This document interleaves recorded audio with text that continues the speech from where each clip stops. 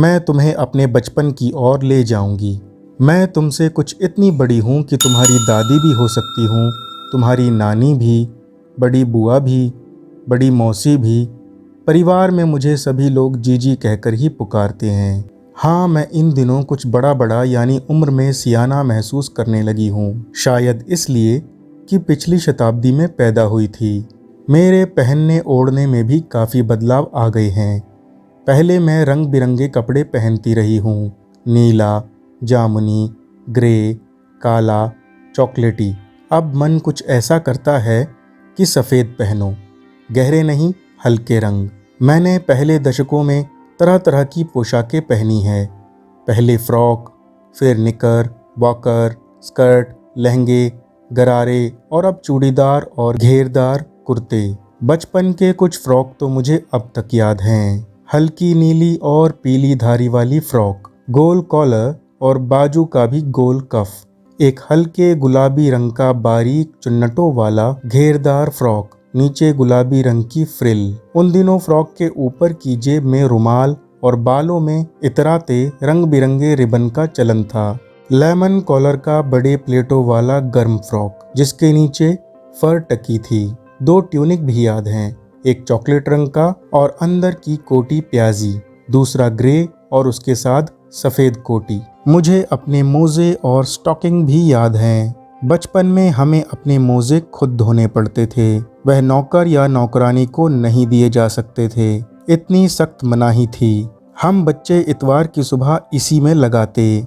धो लेने के बाद अपने अपने जूते पॉलिश करके चमकाते। जब जूते कपड़े या ब्रश से रगड़ते तो पॉलिश की चमक उभरने लगती। सर्वर, मुझे आज भी बूट पॉलिश करना अच्छा लगता है। हालांकि अब नए नए किस्म के शू आ चुके हैं। कहना होगा कि पहले से कहीं ज़्यादा आरामदेह हैं। हमें जब नए जूते मिलते उनके साथ ही छालों का इलाज शुरू हो जाता। जब कभी लंबी सैर पर निकलते अपने पास रुई ज़रूर रखते। जूता लगा तो रुई मोजे के अंदर। हाँ, हमारे तुम्हारे बचपन में तो बहुत फ़र्क हो चुका है। हर शनिचर को हमें ऑलिव ऑयल या कैस्टर ऑयल पीना पड़ता। यह एक मुश्किल काम था। शनिचर को सुबह से ही नाक में इसकी गंध आने लगती। छोटी शीशी के ग्लास जिन पर ठीक खुराक के लिए निशान पड़े रहते, उन्हें देखते ही मितली होने लगती। मुझे आज भी लगता है कि अगर हम ना भी पीते वह शनिवारी दवा तो कुछ ज़्यादा बिगड़ने वाला नहीं था। सेहत ठीक ही रहती। तुम्हें बताऊंगी कि हमारे समय और तुम्हारे समय में कितनी दूरी हो चुकी है। यहाँ तक कि बचपन की दिलचस्पियाँ भी बदल गई हैं। याद रहे, उन दिनों कुछ घरों में ग्रामोफोन थे, रेडियो और टेलीविज़न नहीं थे। हमारे बचपन की कुल्फ़ी आइसक्रीम हो गई है। कचौड़ी, समोसा पेटीज में बदल गए हैं। सहतूत और फालसे और खसखस के शरबत कोक पेप्सी में। उन दिनों कोक नहीं, लेमनेड, वैम्टो मिलती थी। शिमला और नई दिल्ली में बड़े हुए बच्चों को वेगर्स और डेविको रेस्तरां की चॉकलेट और पेस्ट्री मज़ा दिलाने वाली होती। हम भाई बहनों की ड्यूटी लगती शिमला मॉल से ब्राउन ब्रेड लाने की। हमारा घर मॉल से ज़्यादा दूर नहीं था। एक छोटी सी चढ़ाई और गिरजा मैदान पहुंच जाते। वहां से एक उतराई उतरते और मॉल पर कन्फेक्शनरी काउंटर पर तरह तरह की पेस्ट्री और चॉकलेट की खुशबू मन भावनी। हमें हफ्ते में एक बार चॉकलेट खरीदने की छूट थी। सबसे ज़्यादा मेरे पास ही चॉकलेट टॉफ़ी का स्टॉक रहता। मैं चॉकलेट लेकर खड़े खड़े कभी ना खाती, घर लौटकर साइड बोर्ड पर रख देती और रात के खाने के बाद बिस्तर में लेटकर मज़ा ले ले खाती। शिमला के काफल भी बहुत याद आते हैं, खट्टे मीठे, कुछ एकदम लाल, कुछ गुलाबी, रसभरी, कसमल, सोचकर ही मुंह में पानी भर आए। चेस्टनट, एक और गजब की चीज़, आग पर भूने जाते और फिर छिलके उतारकर मुंह में। चने जोर गरम और अनारदाने का चूरन। हाँ, चने जोर गरम की पुड़िया जो तब थी वह अब भी नज़र आती है। पुराने कागज़ों से बनाई हुई इस पुड़िया में निरा हाथ का कमाल है। नीचे से तिरछी लपेटते हुए ऊपर से इतनी चौड़ी कि चने आसानी से हथेली पर पहुंच जाएं। एक वक्त था जब फिल्म का गाना चना जोर गरम बाबू, मैं लाया मजेदार चना जोर गरम। उन दिनों स्कूल के हर बच्चे को आता था। कुछ बच्चे पुड़िया पर तेज मसाला बुरकवाते। पूरा गिरजा मैदान घूमने तक यह पुड़िया चलती। एक एक चना पापड़ी मुंह में डालने और कदम उठाने में एक खास ही लय रफ्तार थी। छुटपन में हमने शिमला रिज पर बहुत मजे किए हैं, घोड़ों की सवारी की। शिमला के हर बच्चे को कभी न कभी यह मौका मिल ही जाता था। हम जाने क्यों घोड़ों को कुछ कमतर करके समझते, उन पर हंसते थे। ननिहाल के घोड़े खूब हष्ट-पुष्ट और खूबसूरत, उनकी बात फिर कभी। शाम को रंग बिरंगे गुब्बारे, सामने जाखू का पहाड़, ऊंचा चर्च। चर्च की घंटियां बजती तो दूर दूर तक उनकी गूंज फैल जाती। लगता इसके संगीत से प्रभु यीशु स्वयं कुछ कह रहे हैं। सामने आकाश पर सूर्यास्त हो रहा है। गुलाबी सुनहरी धारियां नीले आसमान पर फैल रही हैं। दूर दूर फैले पहाड़ों के मुखड़े गहराने लगे और देखते देखते बत्तियां टिमटिमाने लगी। रिज पर की रौनक और मॉल की दुकानों की चमक के भी क्या कहने। स्कैंडल पॉइंट की भीड़ से उभरता कोलाहल। सर्वर स्कैंडल पॉइंट के ठीक सामने उन दिनों एक दुकान हुआ करती थी, जिसके शोरूम में शिमला कालका ट्रेन का मॉडल बना हुआ था। इसकी पटरियां, उस पर खड़ी छोटे छोटे डिब्बों वाली ट्रेन, एक और लाल टीन की छत वाला स्टेशन और सामने सिग्नल देता खंबा। थोड़ी थोड़ी दूर पर बनी सुरंगें। पिछली सदी में तेज रफ्तार वाली गाड़ी वहीं थी। कभी कभी हवाई जहाज भी देखने को मिलते। दिल्ली में जब भी उनकी आवाज आती, बच्चे उन्हें देखने बाहर दौड़ते। दिखता एक भारी भरकम पक्षी उड़ा जा रहा है, पंख फैलाकर, यह देखो, और वह गायब। उसकी स्पीड ही इतनी तेज लगती। हाँ, गाड़ी की मॉडल वाली दुकान के साथ एक और ऐसी दुकान थी जो मुझे कभी नहीं भूलती। यह वह दुकान थी जहां मेरा पहला चश्मा बना था। वहां आंखों के डॉक्टर अंग्रेज थे।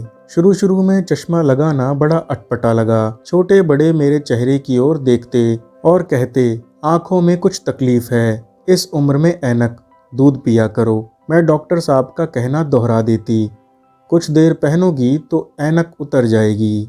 वैसे डॉक्टर साहब ने पूरा आश्वासन दिया था, लेकिन चश्मा तो अब तक नहीं उतरा, बस नंबर कम ही होता रहा। मैं अपने आप इसकी जिम्मेवार हूँ। जब आप दिन की रोशनी को छोड़कर रात में टेबल लैंप के सामने काम करेंगी तो इसके अलावा और क्या होगा। हाँ, जब पहली बार मैंने चश्मा लगाया तो मेरे एक चचेरे भाई ने मुझे छेड़ा, देखो देखो कैसी लग रही है। आंख पर चश्मा लगाया ताकि सूझे दूर की, यह नहीं लड़की को मालूम, सूरत बनी लंगूर की। मैं खीजी कि मुझ पर यह क्यों दोहराया जा रहा है, पर शेर बुरा ना लगा। जब वह चाय पीकर चला गया तो मैं अपने कमरे में जाकर आईने के सामने खड़ी हो गई। कई बार अपने आप को देखा, ऐनक उतारी, फिर पहनी, फिर उतारी, देखती रही। सूरत बनी लंगूर की, नहीं नहीं नहीं, हाँ हाँ हाँ। मैंने अपने छोटे भाई का टोपा उठाकर सिर पर रखा। कुछ अजीब लगा, अच्छा भी और मजाकिया भी। तब की बात थी। अब तो चेहरे के साथ घुल मिल गया है चश्मा। जब कभी उतरा हुआ होता है तो चेहरा खाली खाली लगता है। याद आ गया वह टोपी, काली फ्रेम का चश्मा और लंगूर की सूरत।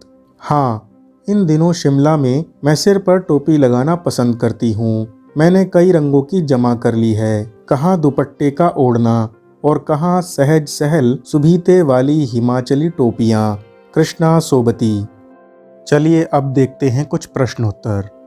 प्रश्न नंबर 1, उम्र बढ़ने के साथ साथ लेखिका में क्या क्या बदलाव हुए, पाठ से मालूम करके लिखो। उत्तर, उम्र बढ़ने के साथ साथ लेखिका स्वयं को उम्र दराज मानने लगी हैं। उनके पहनावे और रंगों की पसंद में भी बदलाव हुए हैं, क्योंकि वो पहले फ्रॉक, निकर, वॉकर, स्कर्ट, लहंगे, गरारे आदि पहनती थी, परंतु आज वे चूड़ीदार और घेरदार कुर्ते डालती हैं। उन्हें पहले रंग बिरंगे कपड़े अच्छे लगते थे, परंतु आज हल्के रंग के ही पहनती हैं। अब उम्र बढ़ने के साथ उनके खाने में भी बदलाव हुए हैं। प्रश्न नंबर 2, लेखिका बचपन में इतवार की सुबह क्या क्या काम करती थी। उत्तर, लेखिका इतवार की सुबह अपने मोजे व स्टॉकिंग को धोने और अपने जूतों को पॉलिश करने का काम करती थी।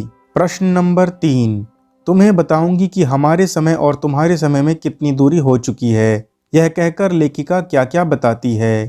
उत्तर, लेखिका के अनुसार आज और कल के समय में जो दूरी है वो इस प्रकार है। उस समय मनोरंजन का साधन ग्रामोफोन था, परंतु आज उसका स्थान रेडियो और टेलीविजन ने ले लिया है। पहले बच्चे कुल्फी खाना पसंद करते थे, परंतु आज उसकी जगह आइसक्रीम ने ले ली है। उस समय खाने में केवल कचौड़ी समोसे होते थे, आज उनकी जगह पेटीज ने ले ली है। शहतूत, फालसे और खसखस के शरबत का स्थान आजकल पेप्सी और कोक ने ले लिया है। यही वो दूरी है जो लेखिका ने बताई है। प्रश्न नंबर 4, पाठ से पता करके लिखो कि लेखिका के चश्मा लगने पर उनके चचेरे भाई उन्हें क्यों छेड़ते थे?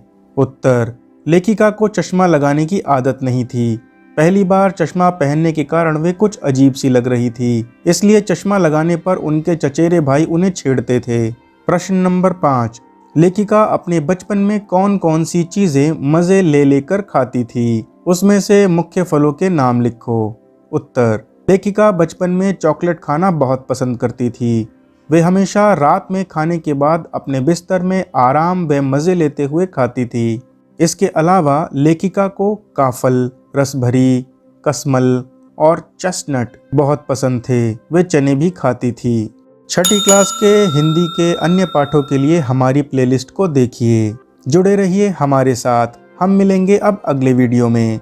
आपका दिन शुभ हो। धन्यवाद।